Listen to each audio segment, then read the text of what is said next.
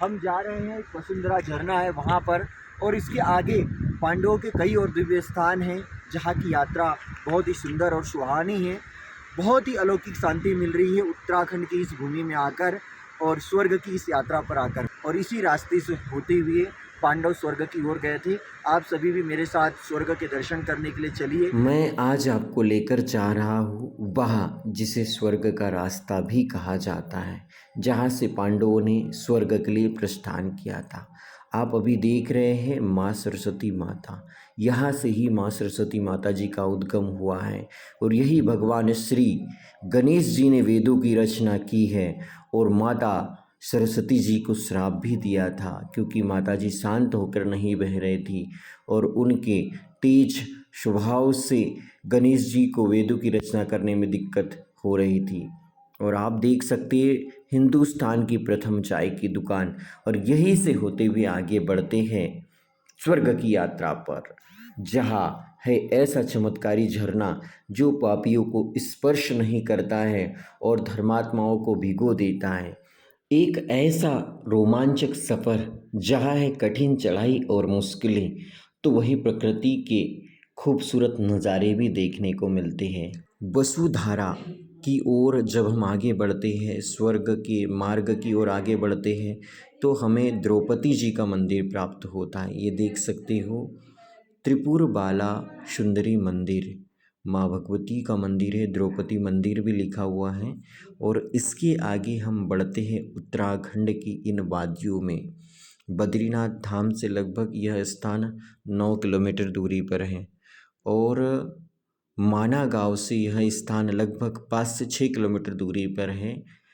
पहले यहाँ जाने के लिए बहुत दिक्कत होती थी, बहुत परेशानी होती थी, लेकिन आज के समय में मार्ग बन चुका है, पत्थरों का मार्ग बना दिया है जिससे भक्त श्रद्धालु आसानी से जा सकते हैं। लेकिन याद रखिए बद्रीनाथ धाम, यह माना गाँव और यह स्वर्ग की सीढ़ियाँ सिर्फ 6 माह के लिए खुलती है।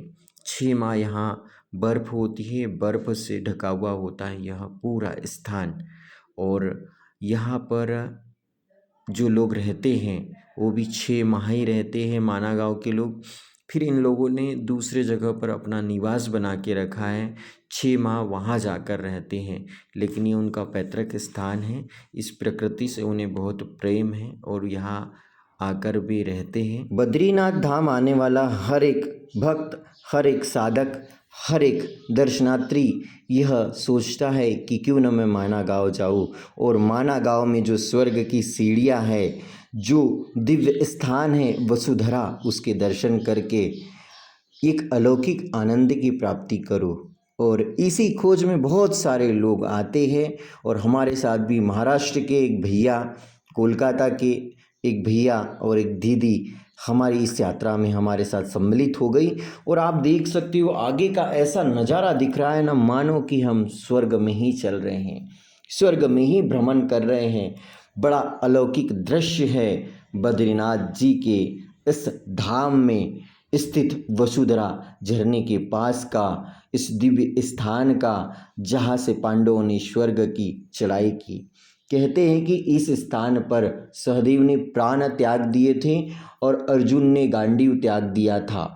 और वसुधरा झरने का जो जल है लगभग 400 फीट ऊपर से नीचे गिरता है और 1 किलोमीटर, आधे किलोमीटर दूरी तक उसकी छींटे जाते हैं। ऐसा है वसुधरा झरना। कहते हैं इस स्थान पर वसु ने तप किया था, तभी से इस स्थान का नाम वसुधारा पड़ा। यहाँ पर वसुओं की धारा बहती है, अष्ट वसुओं की धारा बहती है। हम बाबा बद्रीनाथ जी के दर्शन करके माना गाँव पहुँचे और माना गाँव से इस दिव्य स्थान पर पहुँचे जहाँ हमने माता सरस्वती जी के दर्शन किए।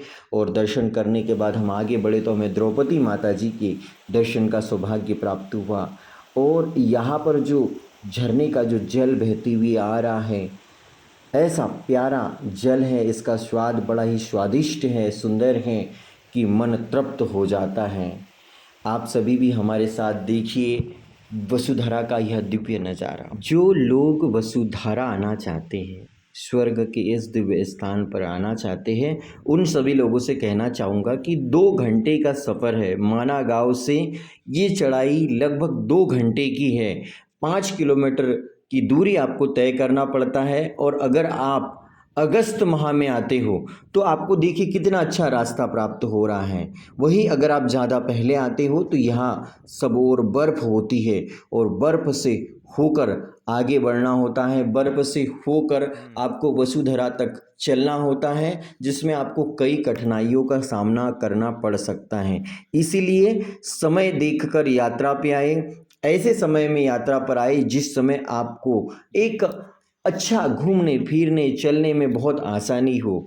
और बड़ी बात नहीं है इस स्थान पर जाना। हाँ, इसके आगे जाने का मार्ग थोड़ा कठिन है।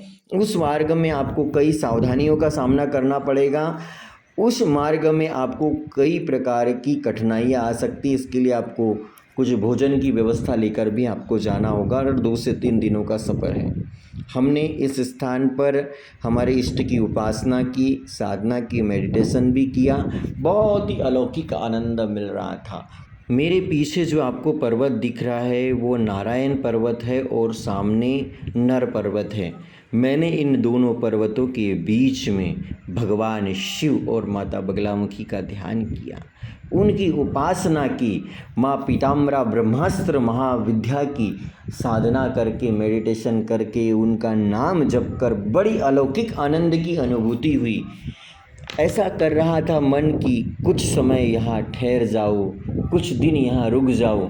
लेकिन वास्तव में जो भी व्यक्ति मेरे साथ यात्रा पर जाता है वह व्यक्ति जाने की जल्दी ज़रूर करता है। वह प्रकृति को पूर्ण रूप से समझने का, जानने का प्रयास नहीं करता है। इसीलिए इस बार की यात्रा में मैं अपने साथ किसी भी व्यक्ति को लेकर नहीं गया था, अपने गांव से, अपने ज़िले से और अपने किसी भी करीबी मित्र को। तो भक्तों, हम आ चुके हैं वसुंधरा झरने की ओर। वो देखिए सामने ही झरना नज़र आ रहा है।